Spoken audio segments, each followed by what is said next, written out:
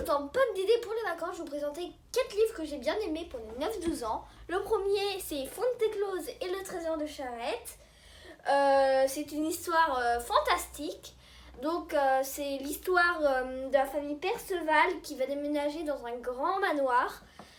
Mais il y a des fantômes qui le hantent. Donc, c'est un peu problématique puisqu'ils veulent y faire un hôtel-restaurant. Donc, les fantômes vont tout faire pour effrayer les clients et déloger la famille. Bref, c'était une histoire plutôt amusante et j'ai bien aimé aussi la couverture, j'ai trouvé très belle. On passe au suivant.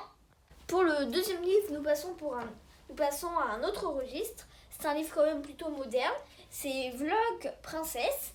Donc c'est l'histoire d'une jeune princesse héritière qui a un secret. Son secret, c'est d'avoir un vlog. C'est comme une chaîne YouTube où elle va parler de tenues pour la rentrée ou des décorations, plein de choses comme ça de ce genre. Mais bien sûr, elle n'a pas le droit puisque c'est une princesse, donc ça doit rester secret pour sa grand-mère, pour sa mère, etc. Donc elle n'a pas le droit. D'ailleurs, dedans, je vous montre un peu, on peut voir qu'il y a des textos, il y a plein de choses. C'est écrit quand même plutôt assez grand quand même. Donc voilà, j'ai bien aimé. Passons au troisième maintenant. Ce troisième livre, nous avons Cabot Caboche, qui est apparemment aussi souvent étudié en classe. Donc c'est l'histoire d'un chien qui est très laid et que personne ne veut. Normalement, il se retrouve à la décharge, une autre fois à la fourrière, il se balade un peu à droite, à gauche, jusqu'au jour où une petite fille, mais capricieuse, l'adopte. Donc on va voir comment il va s'en sortir avec cette petite fille.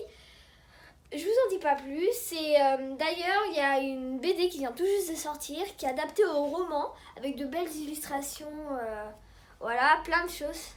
Et c'est parti pour le quatrième.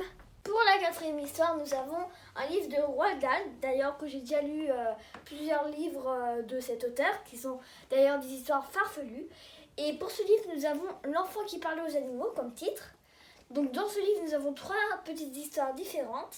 Donc la première, l'enfant qui parle aux animaux, ça va être l'histoire d'un petit enfant qui va essayer de sauver une tortue. La deuxième, ça va être l'histoire d'un étrange autostoppeur aux doigts magiques. Et la troisième, ça va parler d'une chasse au trésor. Voilà, c'est tout pour aujourd'hui.